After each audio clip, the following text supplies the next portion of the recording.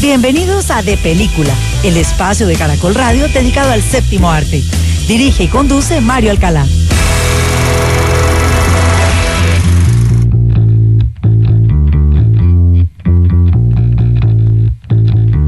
Rosemary, heaven restores you in life.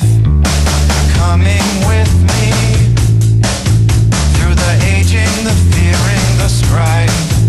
It's the smiling on the package, it's the faces in the sand. It's the thought that moves you upward, embracing me with two hands. Right, we'll take you places. Muy buenos días a todos los oyentes de Caracol Radio en Colombia y en el exterior. Los saludamos en la madrugada de este domingo 25 de septiembre del año 2022 y a partir de este momento comienza De Película de Caracol Radio, el espacio del Grupo Prisa dedicado al séptimo arte, porque la sala de cine que abre más temprano en Colombia es De Película de Caracol Radio. Todos ustedes, nuestros amables oyentes, nos pueden seguir escribiendo a nuestra cuenta de Twitter, @caracoldepeli, o lo pueden hacer a través de caracol.com.co/depeliculanable con el programa. Y allí, además de dejar sus comentarios, sugerencias y opiniones, también tienen a su entera disposición todos nuestros programas completos, sin cortes, sin interrupciones, para que los escuchen a cualquier hora del día en nuestra plataforma a la carta, o lo pueden hacer a través de los podcasts que están en FeedBurner, iTunes y Spotify.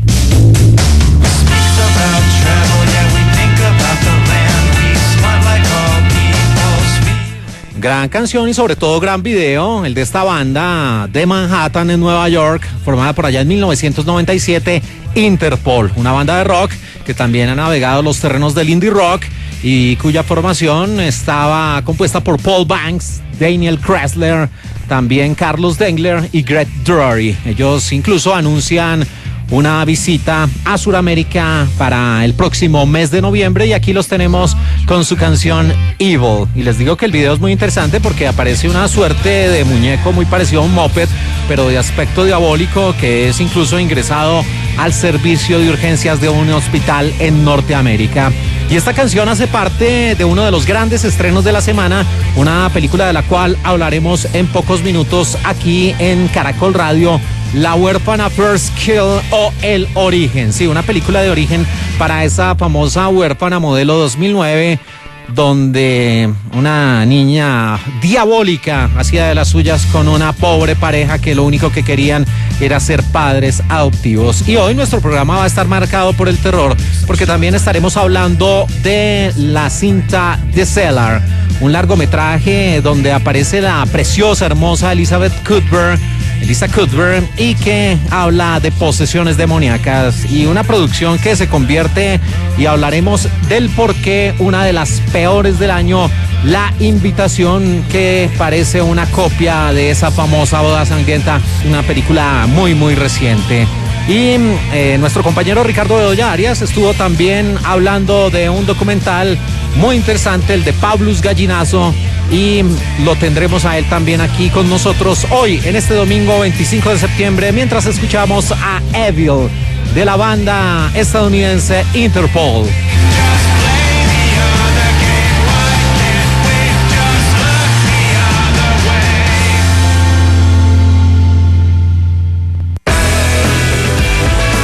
En De Película, el estreno. You didn't tell me she was a child. It's because she's not. Lena suffers from a gland disorder, which causes proportional dwarfism, essentially halting her growth around age 10. Make no mistake, Lena may look like a child, but she is a grown woman. Pero usted me dijo que era una niña. Sí, parece una niña, pero no lo es. Es una mujer de 31 años atrapada en el cuerpo de una niña de apenas 10 años, y es que ella sufre unos problemas en una de sus glándulas, lo que le retarda su crecimiento y prácticamente le retarda al menos 10 años lo que sería su desarrollo normal. Y allí habla el experto, el científico, el comandante en jefe de los médicos de una institución donde, como la llaman originalmente, Lena se encuentra recluida, y donde llega una mujer que no va a terminar de la mejor forma, una persona dedicada al cuidado y especializada en los menores, que se lleva esa sorpresa porque se encuentra con una mujer de 31 años de edad, pero que luce como una niña. Bueno, eso es lo que tenemos que creer nosotros como audiencia. En esta producción, uno de los grandes estrenos de la semana, una película de 1 hora 39 minutos de duración que navega los terrenos del crimen, el drama y el terror, que se convierte en la película de origen de una producción del año 2009, de la cual también hablaremos. Esta se titula originalmente Orphan First Kill y ustedes la tienen ya en las salas de cine como La huérfana, el origen. In a few minutes, darling. You're learning me by heart, little Sarah. No, Daddy. I know you by heart. You're inside my heart. We're going to be brave, aren't we? Yes, Daddy.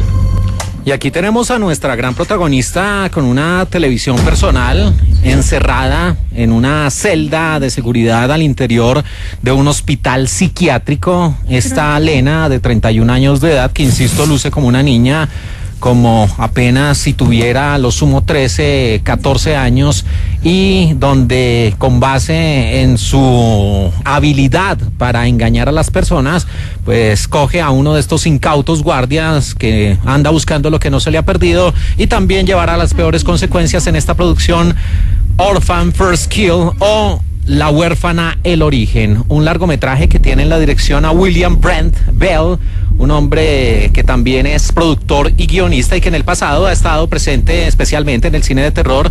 Una de sus películas más célebres fue The Devil Inside, así como la canción de In Excess de la banda australiana, este largometraje del año 2012, y también de Stay Alive, una cinta de terror del año 2006. Y aquí la gran protagonista de esta historia continúa siendo Isabelle Fuhrman. Sí, ella en la vida real mide 1,61 m de estatura, sí es bajita, pero no tanto para parecer una niña, pero por supuesto aquí viene el trucaje muy al estilo de lo que hicieron, por ejemplo, con El Señor de los Anillos, para volver a John Rhys Davies un enano, siendo un actor muy alto. Esta mujer, Isabelle Fuhrman, nació el 25 de febrero de 1997 en Washington, Distrito de Columbia, y además de su participación en Orphan, la película del año 2009, o La huérfana, y esta precuela, secuela o película de origen, también la vimos como Clove en el largometraje del año 2012, Los Juegos del Hambre. I can do it now.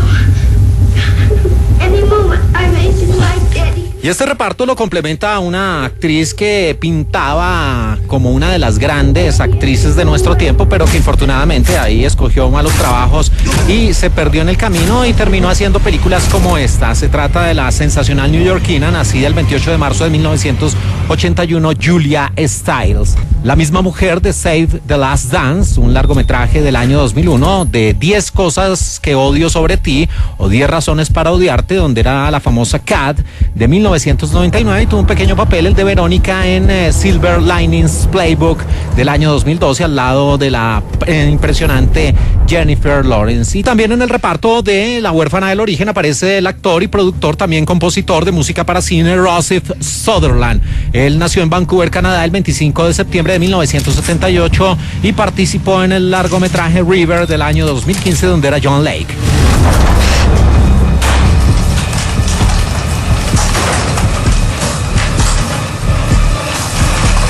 Y aquí, mientras pasean a nuestra protagonista de turno, no, mientras ella se escapa de los cuidados de los enfermeros que visten de blanco en el interior de ese hospital psiquiátrico en una parte alejada de Europa del Este, como siempre en De Película de Caracol Radio, cuando se trata de una secuela, precuela, spin-off, saga y todo lo que demuestre el estancamiento de la industria cinematográfica, o que los productores y las distribuidoras le apuestan a lo mismo para ir sobre seguro, viajamos en el tiempo a través de los sonidos al año 2009. Ay, no me canso de ver cómo se divierten. Me imagino, me arrepiento de que no lo hice antes. Por favor, es un gran paso. Adoptar un niño no es una decisión fácil de tomar. John está en el baño. ¿Crees que nos encuentra o quieres ir a buscarlo? ¿Y esta idea cómo se te ocurrió? Mis pinturas siempre son historias. Esta mamá leona no encuentra a sus cachorros. ¿Estás sonriendo? Está soñando con sus bebés. Sí, esos sonidos en el español latino hacen parte del largometraje de 123 minutos de duración y de 2009 dirigido por Jaume Collet Serra, con la música de John Ottman. Se trata de Orphan, o La Huérfana simplemente, un film de los Estados Unidos que tenía en su primera aparición como La Huérfana, acompañada de una de las actrices más hermosas y más talentosas del cine de Hollywood, la sensacional Vera Farmiga, que también ha estado presente en el cine de terror, no solo en La Huérfana, sino también en los famosos Expedientes Warren o El Conjuro. Aquí aparecía también el señor Peter Sarsgaard, Jimmy Bennett y Ariana Engineer. Y esta coproducción entre los Estados Unidos, Canadá, Alemania y Francia, The Dark Castle Entertainment, una distribuidora especializada en el cine de terror y que era una mezcla de thriller psicológico, también asesinos en serie, porque esta huérfana sí contaba muchas víctimas en su récord. Era también un asunto que tenía que ver con la adopción y muestra la historia de Kate, el rol a cargo de Vera Farmiga, que junto con su esposo, su compañero sentimental John Coleman, pierden al bebé que estaban esperando. Y por supuesto esta situación pone en riesgo el matrimonio, casi que está a punto de derrumbarse, las cosas no van bien, ella entra en una depresión, él trata de sacarla de ese letargo y todo se derrumba. Su matrimonio se tambalea y la mente de Kate empieza a llenarse de pesadillas, de miedos, de temores, de inseguridades, y para intentar recuperar la normalidad a la pareja, especialmente a John Coleman, se le ocurre que lo mejor es ir a un orfanato con la intención de adoptar a un niño. Allí se sienten extremadamente atraídos por Esther, especialmente John, porque ve que comulga con él en varios aspectos. Bueno, eso es lo que hace la pequeña Esther, supuestamente la pequeña, de caerle bien a las personas y de analizarlos antes con su astucia, con todos sus engaños, para saber cuál es el tipo de personalidad que tienen y por ese lado entrarles. Por eso esta niña de rostro angelical llega a esa casa, a la casa de Kate y de John, a la casa de los Coleman, pero allí empiezan a suceder una serie de cosas extrañas, de muertes, principalmente de personas que tratan de investigar el origen de esta niña, que no se sabía ciencia cierta de dónde viene ni para dónde va, y ese terrible secreto que esconde Esther, pues estaba muy bien camuflado en el póster de la película, donde aparecía esta niña, Esther, o el rol a cargo de Isabel Forman, con estas cintas que se colocan alrededor del cuello y donde prácticamente ahí se escondía su gran secreto, que era ese punto final, ese colofón. Y para los que no han visto la película, por supuesto, ahí venía el spoiler, viene el gran spoiler, y es que se trataba de una mujer que, como lo explica esta segunda parte, viene sufriendo problemas en una de sus glándulas y por eso se ha retrasado su crecimiento, y en realidad es una niña de 31 años. Hasta luego.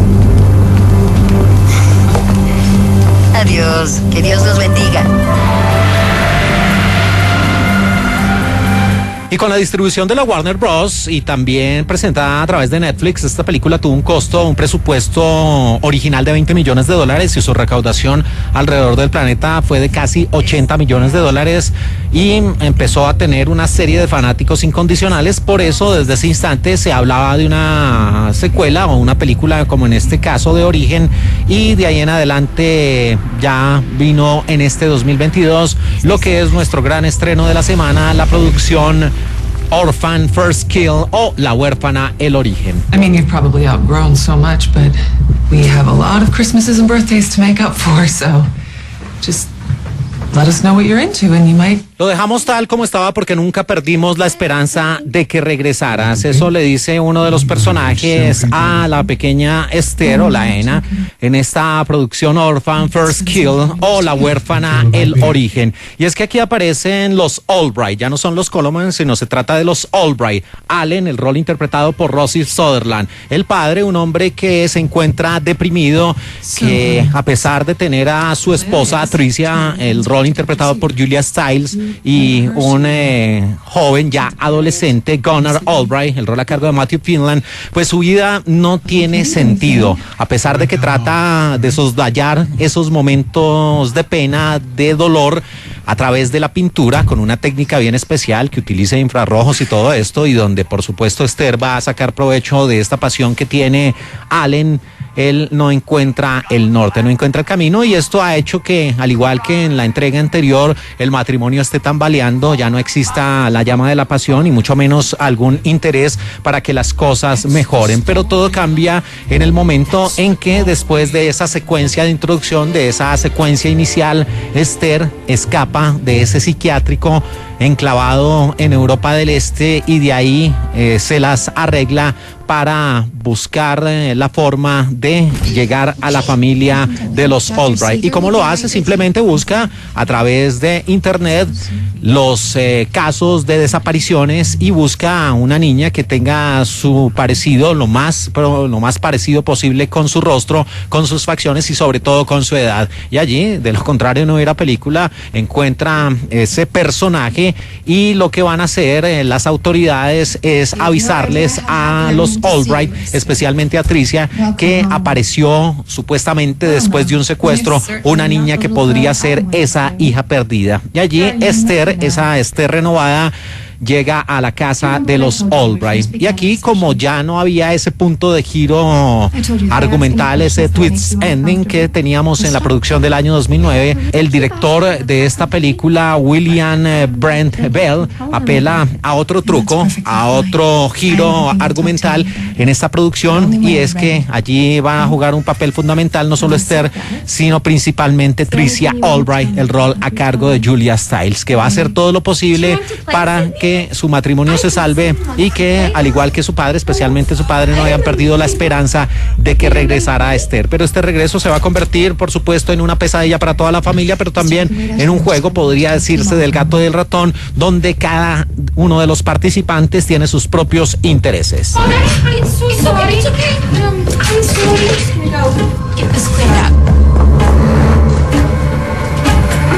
Sí, ahí están llevando a la pequeña Esther a una especialista en conducta, a una doctora en psicología, y ella, con su sagacidad, y es que al fin y al cabo se trata de una mujer de 31 años, pues empieza a engatusar a todos y hacerles creer que ella es la niña desaparecida hace tanto tiempo y que ya creció y que ya vivió una situación traumática, pero que está de nuevo lista a estar con su familia, con su supuesta familia.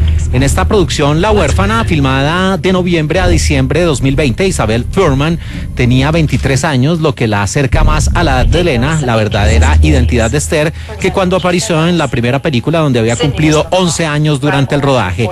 Y algunos miembros del elenco que tenían la misma altura que Isabel Fuhrman, mientras estaban de pie, tenían que usar zapatos de plataforma altos mientras estaban de pie junto a ella para que pareciera más baja, actuando con una perspectiva forzada.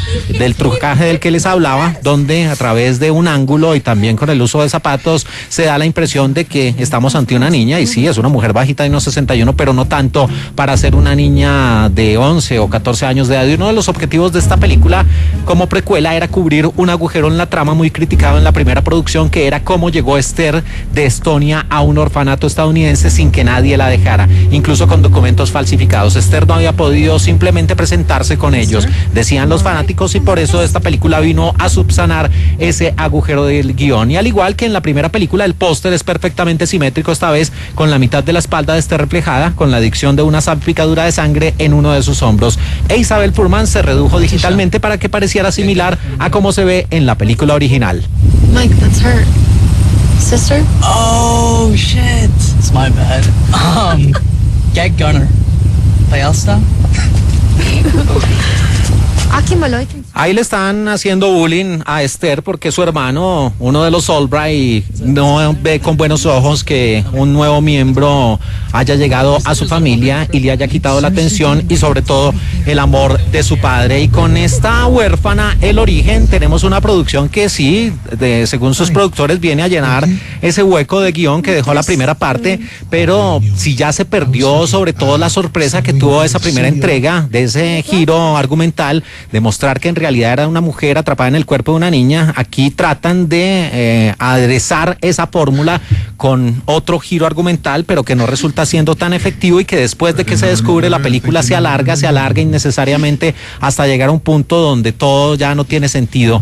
En un largometraje que, al igual que ¿Dónde están las rubias?, el público tiene que creer que los protagonistas están viendo a una niña, cuando por más efectos visuales que se hagan, trate de realizar para mostrar que este personaje tiene una estatura como el de una niña, pues el público tampoco es ingenuo ni mucho menos, y es difícil creerse esta situación, y menos después de haber visto la película de 2009. A esto se le suma también que se copia una situación inspirada en hechos reales de una película con Angelina Jolie, donde se hablaba de la forma como la policía trató de engañar a una madre, haciéndole creer que habían recuperado a su hijo para ganar adeptos y sobre todo para mejorar su visión en la opinión pública, y a la madre, en ese caso Angelina Jolie, le entregaron un niño que no era el suyo, y ella pues al principio lo acogió de buena forma, pero después empezó a sospechar de que se trataba de un engaño en The Changeling. Así, esa es la película, y aquí es la misma fórmula que le meten a esta producción con el personaje ya conocido de la película del año 2009, y donde esa sorpresa que alguna vez tuvo pues no funciona de la misma forma, y su gran error es hacernos creer como público que los personajes están viendo una niña, cuando en realidad, por más que traten de hacer parecer a Isabel Fuhrman como una menor, pues no lo logran, y la película pierde toda credibilidad por más terror que se trate y por más huérfana que sea. Así que uno de los estrenos de la semana más floja, muchísimo más floja que la primera parte del año 2009, se trata de La huérfana, el origen, de 1 hora 39 minutos de duración. Yeah. Just like that. You learned to paint while you were over there? En De Película, el estreno. Oliver? Evelyn, hi. Please have a seat. You can just call me Evie. Cousin Evie. It sounds so Jane Austen when you say it like that. So, you're in town for work? Yeah, family business, real estate, la la la. Sounds exciting. Not the slightest. Continuamos aquí en De Película de Caracol Radio, la sala de cine que abre más temprano en Colombia en la madrugada de este domingo 25 de septiembre del año 2022, y seguimos adelante hablando de las novedades y de lo que está presente en la cartelera de cine, y de esta producción también estábamos en mora de hablar aquí en Caracol Radio, y es que el fin de semana anterior, por supuesto, estábamos en la obligación moral y también artística de hacerle un gran homenaje al maestro Jean-Luc Godard, pero de nuevo estamos hablando de esas películas que se encuentran presentes en los teatros, y esta es una de ellas, una producción que supuestamente, y digo supuestamente porque es bien floja, se mueve por los terrenos del terror y del suspenso, y que tiene su elemento vampírico. De 1 hora 45 minutos de duración, y de este 2022, su título original es The Invitation, y se presenta en las salas de cine como La Invitación o Invitación al Infierno. Grandmother, Emmeline, had an illicit affair with a footman. A black footman? Well, evidently, yeah. Wow, I imagine that was quite the scandal.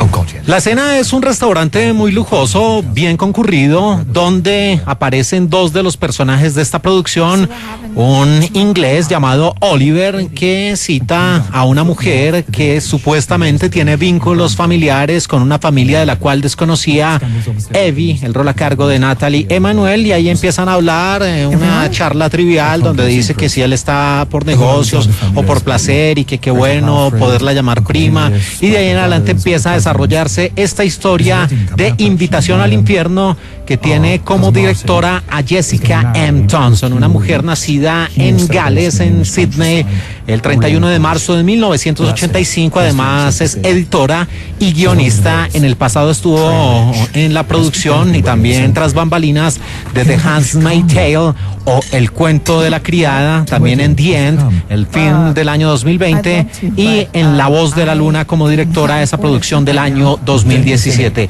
Y aquí la gran protagonista de esta historia Julia es una mujer absolutamente preciosa, hermosa, bellísima, talentosa, que no pasará desapercibida durante mucho tiempo, inglesa, nacida en Essex, el 2 de marzo de 1989, Nathalie Emmanuel. Puede que este nombre no diga mucho para cierto tipo de público, pero cuando se habla de Missandei en las temporadas de 2013 a 2019 en Juego de Tronos, ahí viene a la mente ese precioso rostro de Nathalie Emmanuel, que también la vimos como Ramsay en Rápidos y Furiosos en la 9ª entrega de 2021, donde era una avesada, una experta hacker que ayuda a Toretto y todo su equipo. También ella había estado en 2015 en ese mismo personaje de Ramsay en Rápidos y Furiosos 7 y en El Corredor del Laberinto, donde era Harriet en el año 2015. Now, what are the 3 rules? Eat, pray, love. Girl, if you wind up dead in the ditch, I'm telling you, I'm not helping. Okay. Y aquí nuestra preciosa Ivy sostiene una conversación telefónica en el corredor de un aeropuerto con su gran amiga. Y continuando con el reparto que nos presenta la película Invitación al Infierno o The Invitation, aparece Thomas Doherty, un escocés nacido en Edimburgo, el 21 de abril de 1995, que en el pasado estuvo en Los Descendientes, en esta saga, en las películas de 2017 y 2019, donde era Harry. También en este reparto, como ese personaje que tenía esa conversación en el restaurante Oliver, aparece el inglés nacido en Londres el 6 de enero de 1985, Hugh Skinner, que en el pasado fue Jolly en Los Miserables, en la versión musical de la clásica obra del año 2002, y también estuvo en Fleabag en las temporadas de 2016 a 2019, donde era el gran Harry. Y aquí una suerte de conserje diabólico, mal mirado, energúmeno, radical, otro inglés, otro londinense, nacido el 4 de junio de 1964, Sean Pirwy, que también es director y estuvo como Barry en esa entrega de Gol, donde aparecía el famoso Santiago Monés en la película dedicada al balompié en el año 2005, y también estuvo en la cinta de culto de esas producciones interesantes, pero que no les fue bien en la crítica ni en la taquilla, Equilibrium del año 2002, donde era el padre al lado del gran Christian Bale. Incredible. Let me go find our host. All right, text. I don't know voice.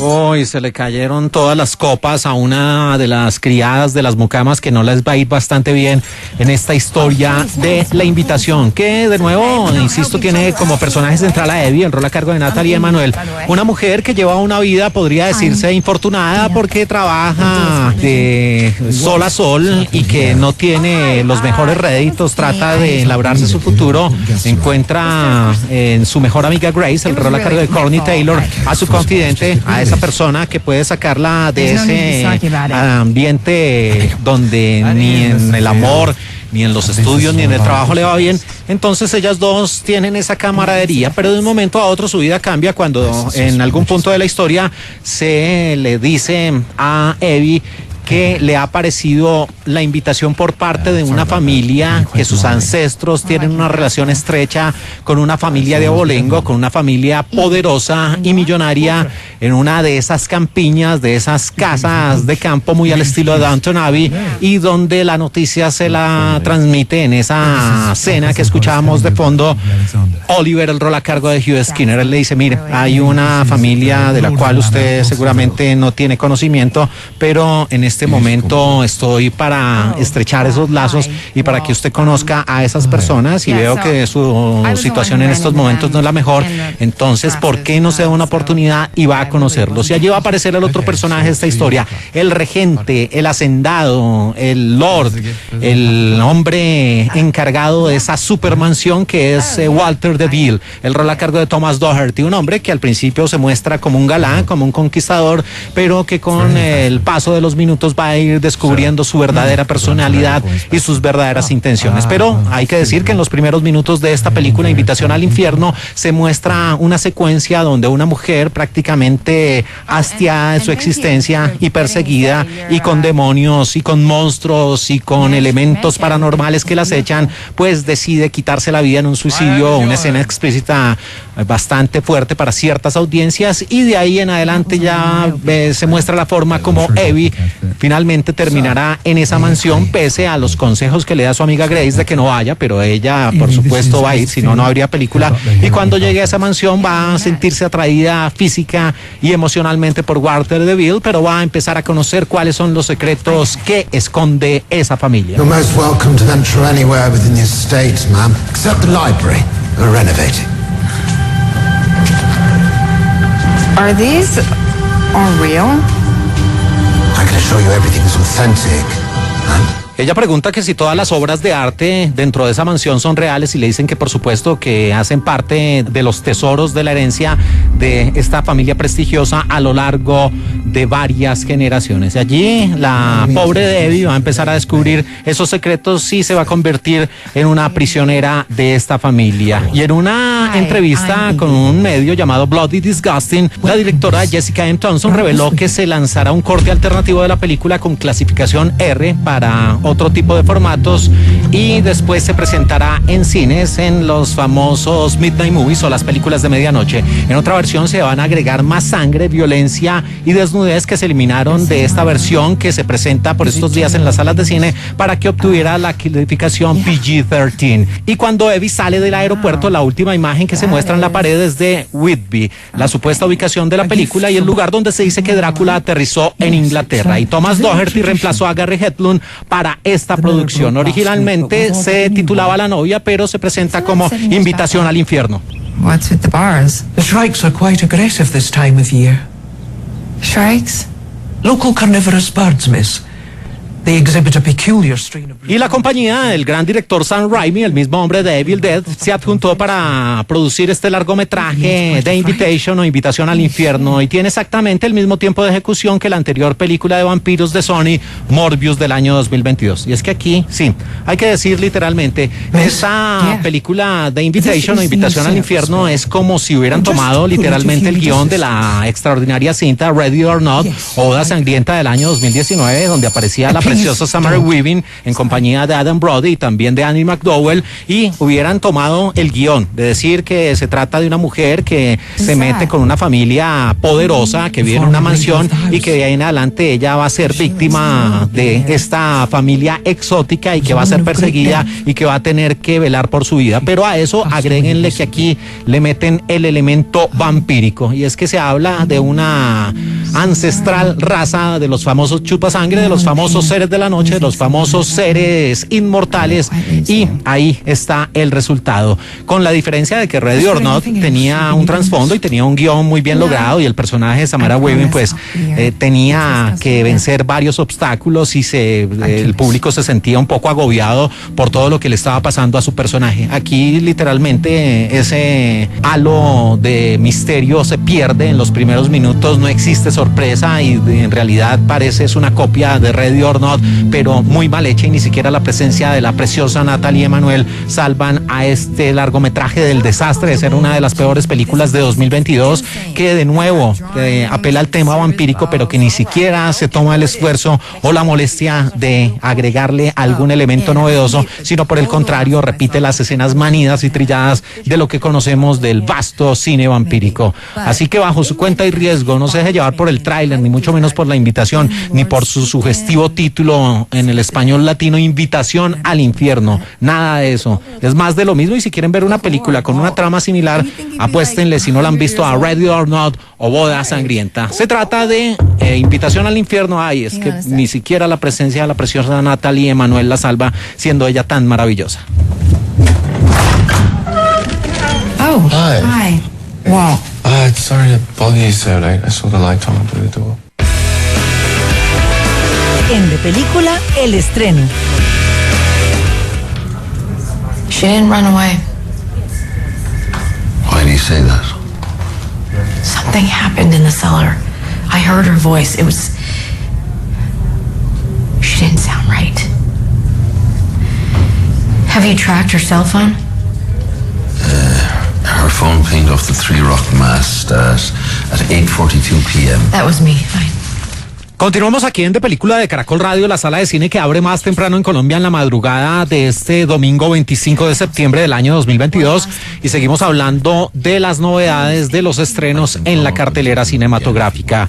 Y estos sonidos que tenemos de fondo en su idioma original hacen parte de uno de los largometrajes que se encuentra presente en la cartelera colombiana.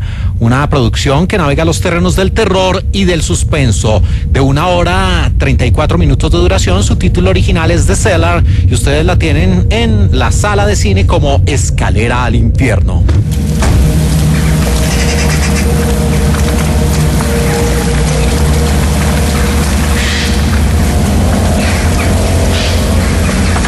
Y aquí, mientras la familia llega a una casa que se convierte en un protagonista más de la historia, porque es una casa embrujada que dice Solved et of Coagula, que reza esa leyenda Solved et Coagula, donde empieza a hacer averiguación el personaje central. Hablamos de esta película y en ese diálogo inicial uno de los personajes decía, pero ustedes la están buscando, yo creería que ustedes no están haciendo bien su trabajo, y ahí nombra esa palabra que le da el título en inglés a esta producción de Cellar, que viene siendo como el sótano. En esta producción que tiene como directora Brendan Mulnowdy, un irlandés que en el pasado ha trabajado en el cine de terror, incluyendo Savage, el largometraje del año 2009, y su corto, de donde nace esta producción de 10 Steps, los 10 pasos del año 2004. Y la gran protagonista de esta historia es una preciosa, encantadora mujer de la cual nos enamoramos muchos en cierta parte de la historia. Ella nació en Calgary, en Alberta, en Canadá, el 30 de noviembre de 1982. La sensacional Elisa Cuthbert, que también es productora y guionista, fue la famosa Daniel de The Girl Next Door, o La vecina de al lado, esa maravillosa historia del año 2004 con tinte adolescente, donde aparecía Emily Hirsch interpretando a Matthew, que se enamora de su vecina no sabiendo que ella era una actriz porno. Para los amantes de la televisión, fue la famosa hija de el personaje de la serie 24, donde era Kim Bauer en las temporadas de 2000 a 2010, y allí el gran protagonista de esa historia era el gran Kiefer Sutherland. Y además Elisa Cuthbert también estuvo en Love Actually y en House of Wax, La Casa de Cera. Y complementan el reparto de esta producción el actor y también director y guionista Ian McKellen, nacido en Dublín, Irlanda, el 21 de febrero de 1983, que en el pasado estuvo en El Bosque de los Suicidios, esa cinta también de terror del año 2016, donde aparecía otra mujer sensacional, la preciosa Natalie Dormer, que estuvo en el elenco de Juego de Tronos. Y también en este reparto otra irlandesa, también de Dublín, nacida el 8 de noviembre de 1994, Tara Lee, que estuvo en la cinta Moondogs de 2016, donde era Caitlin. It's paint, plant-based, so the chlorophyll shows up as red under the UV light. It's very old, it's been there since the 50s maybe.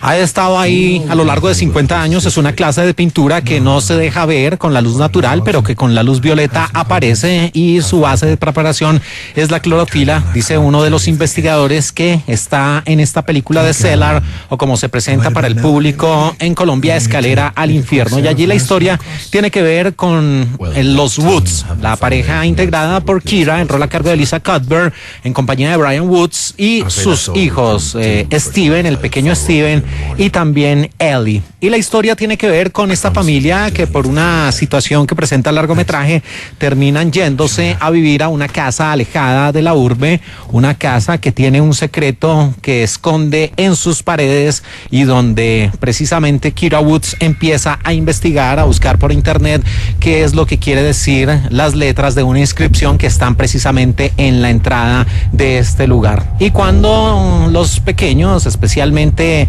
Steven, empiezan a merodear a través de los pasajes, los recovecos, los parajes que tiene esta casa, llegan a ese famoso sótano, a The Cellar, y allí él desaparece. Y de ahí en adelante lo que hace Kira es empezar a elevar teorías, a buscar la ayuda de las autoridades, a tratar de, con Brian, buscar al pequeño Steven, con tan mala suerte que se van a encontrar con una vieja leyenda, como explicaba ahí uno de los investigadores, que tiene que ver con décadas atrás. Y también también Ellie va a empezar a investigar y prácticamente lo que este matrimonio junto con sus hijos va a descubrir es un paraje, una situación donde lo que está al alcance es prácticamente una entrada a otra dimensión, a otro portal. Y por eso en algunos países, incluyendo Colombia, la han titulado Escalera al Infierno, porque prácticamente esta casa es una entrada al mismísimo Averno.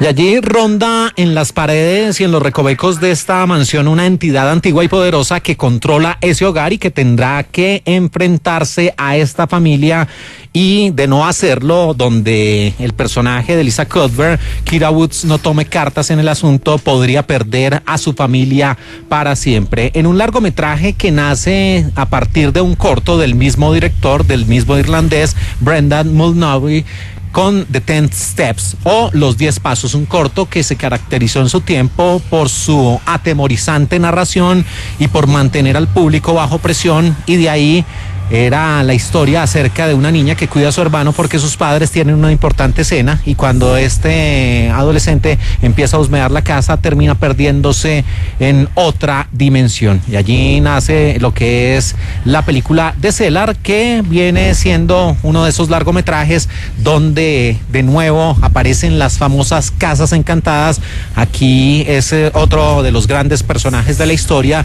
De resto, asistimos a una producción que ese espacio geográfico empieza a jugar un papel fundamental, y donde una familia es víctima de las circunstancias, muy al estilo de Amityville Horror, muy al estilo de los expedientes Warren, donde en la casa donde habita la familia protagonista es la encargada de brindarle todo el terror, el suspenso, el misterio al metraje. Y aquí aparecen esos Woods en esta entrada al infierno, una película que sí tiene algún valor y sí le aporta al género, y es en una secuencia en particular donde esta familia prácticamente llega al mismísimo infierno, y esto no es un spoiler ni mucho menos, pero ese lugar sí resulta siendo completamente atemorizante, muy bien logrado, donde, como se ha visualizado y se ha plasmado incluso en obras de arte, las almas en pena caminan como arrastrándose, como si tuvieran cadenas, a un lugar que no se vislumbra muy bien,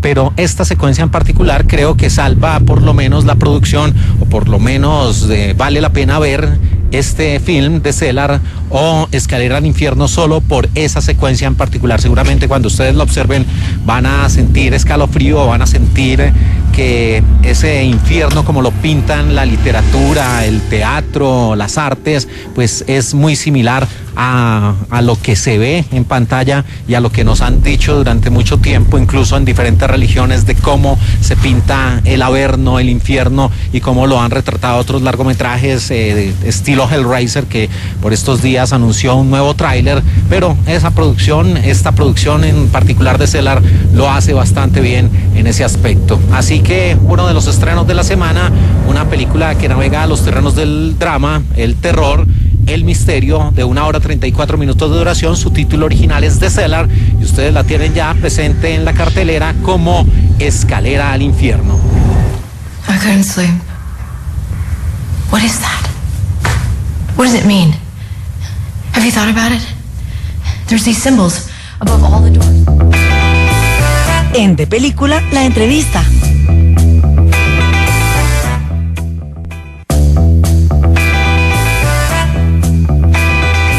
Y aquí en De Película de Caracol Radio, la sala de cine que abre más temprano en Colombia, en la madrugada de este domingo 25 de septiembre de este 2022, nuestro compañero y amigo Ricardo Bedoya estuvo con la gente, con los involucrados en Pablos Gallinazo, que comparte la experiencia de este hombre, de una figura de la poesía y de la literatura colombiana, que estudió Derecho en la Universidad Externado de Colombia y luego teatro. Él nació en 1943, tiene 79 años de edad, y lo que hace este documental, Pablos Gallinazo, que tiene la dirección de Alberto Gómez Peña, es recorrer de manera intimista la vida de este hombre. Ricardo con Pablos Gallinazo. su madre patria y su madre patria, su madre patria es su reverenda madre. Mari, buenos días para usted y todos los oyentes de Película de Caracol Radio. Al nombrar a Gonzalo Navas Cadena no sonará muy conocido, pero al decir Pablus Gallinazo se conoce un poco más del personaje. El cantautor, poeta y escritor santanderiano lleva una vida de película, tanto que ya tiene un documental. Dirigido por Alberto Gómez Peña, se estrena en salas de cine en Colombia, llevando la vida y obra de este artista conocido por la música protesta que canta y compone. En el preestreno del documental, Pablus Gallinazo dice estas bellas palabras a todos los asistentes. Esta película fue grabada en plena pandemia y su director, Alberto Gómez, querido amigo, tuvo que hacer todo tipo de imaginaciones para poder realizarla. Parecía un proyecto imposible. Y todo porque Alberto les dijo a sus ayudantes que lo único que no podíamos hacer era matar a Pablos. Lo mismo ocurre hoy, porque si subo a Bogotá, mi enfermedad pulmonar me pone en grave riesgo. Esa es la justificación de mi ausencia. Hubiera querido estar aquí con muchísimo gusto para compartir con Dago, con María Mercedes, con todos los periodistas aquí presentes, este momento que para nosotros es muy especial. ¿Qué se puede decir? Yo en este momento soy un agradecimiento ambulante. En este momento soy un admirador ambulante, una admiración ambulante. No tengo palabras para describir lo que es pasar de ser el ser más anodino y escondidizo a una estrella de las grandes pantallas.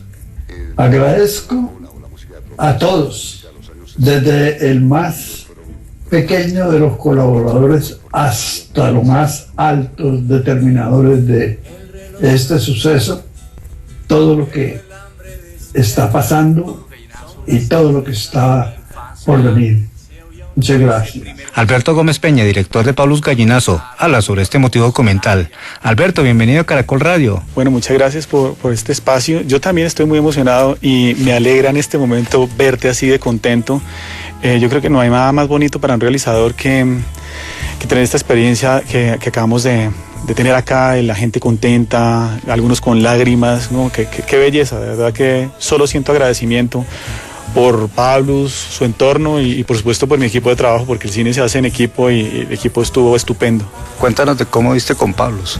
Realmente yo cuando pues surge esta idea de Dago García, yo le escribo un guión y en ese momento cuando yo escribo un guión, esa primera versión como que tengo un contacto no muy frecuente con él, estoy un poquito asustado porque parece que varios se le han acercado y él no quiere hacer nada que tenga que ver con películas y afortunadamente a medida que fuimos conversando fuimos teniendo una gran empatía y hoy en día somos grandes amigos. Esa amistad fue la que posibilitó esto que a ti te emociona, que a mí me emociona y que a la gente le ha emocionado. ¿Cómo fue este proceso de investigación para sacar ese motivo documental y además que Pablus hablara tanto?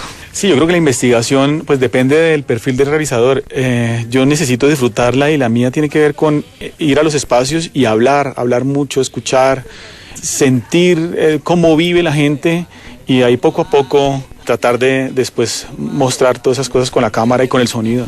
Háblanos un poquito, que nos estabas diciendo por fuera de micrófonos que Pablo al inicio no tenía interés, pero ya después fue viendo que estabas escribiendo la película y ya como que pues, se fue acercando al proyecto. Sí, creyó sobre todo como en el ímpetu que yo le estaba mostrando y el resto del equipo porque, no sé, vio como vigor, ganas. Para nosotros fue una grandísima oportunidad. Sabíamos que si esta película gustaba, iba a tener una gran repercusión y lo contagiamos de esa emoción. Yo creo que eso fue importante. Háblanos un poquito sobre la producción de Dago García para esta cinta.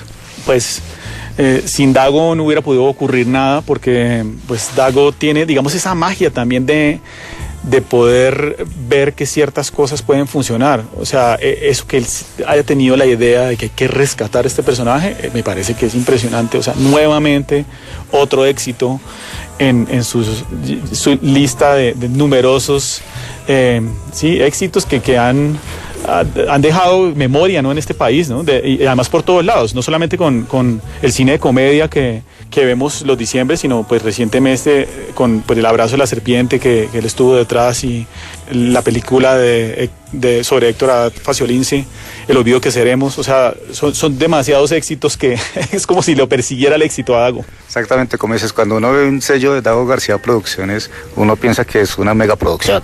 Sí, claro, y Dago realmente cuando uno lo conoce, primero uno se encuentra con una persona supremamente culta, sabe un montón, por ejemplo, de música, por supuesto de cine. Digamos que no le da miedo cambiar de géneros, ¿no?, y apostarle a muchas cosas. De verdad que suscita mucha admiración. Alberto, ¿cómo fue rodar en pandemia? Dificilísimo, o sea, como ustedes se dieron cuenta en un principio, yo lo que menos quería era que Pablo se muriera por la pandemia, por el contagio de nosotros. Entonces tuvimos muchísimo cuidado. Afortunadamente nunca se llegó a enfermar y la sacamos bien, porque es que hubiera podido ser también muy complicado. Grabamos en momentos muy difíciles que todos recordamos porque fue muy reciente. Alberto, amplíale una invitación a los oyentes de Caracol Radio que no se pierdan este motivo documental, que yo creo que van a salir hasta coreando las canciones. Los invito a partir del 22 de septiembre a las salas de Cine Colombia a ver el documental Pablos Gallinazo, que con seguridad les va a generar muchas emociones positivas. Alberto Gómez, muchas gracias por estar en Caracol Radio. Gracias a ti. Que sueña y es verdad.